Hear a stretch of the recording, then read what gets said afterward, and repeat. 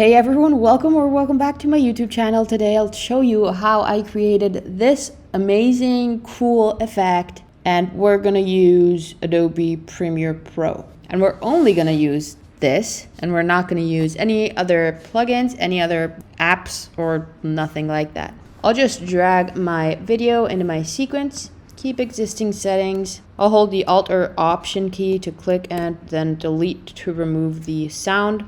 And then I'll drag this one up. I'll double click on it and resize it. Just place it wherever I want. And I'll cut it at about 15 seconds. It's a little too long.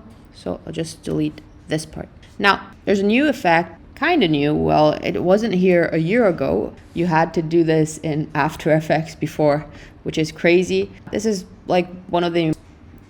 one of the biggest updates Premiere Pro has received. Here on the left, you have the Object Mask tool. And now we're just going to click on it. It'll tell you, please select a clip. We're gonna select our clip. And you can see we have the Object Selection tool icon. And if we hover over our subject, you can see it's going to see that it's our.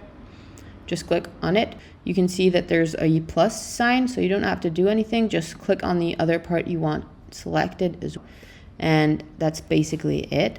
Since we want our background to stay, but our subject to be removed, I'm just going to click on inverted. And then to track everything and apply this effect, just click on this play button and it'll start tracking. It'll tell you how much time is left. It's also pretty fast, and I've played with it quite a bit, and it's doing a pretty good job in my opinion. I didn't think it was going to be this good. When you're done, you can basically apply this. This basically functions as a layer mask, so you can apply it to an effect or anything in your video.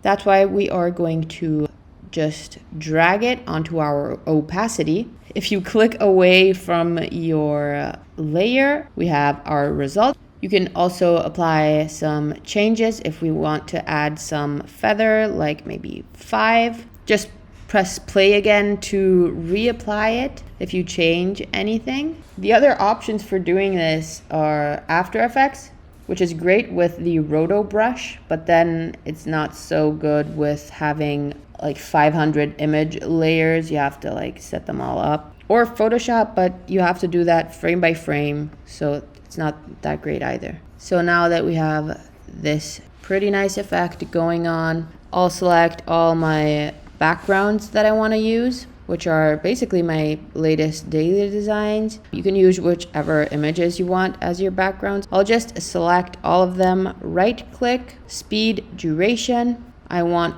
them to be 002 and make sure that the ripple edit is checked and press OK.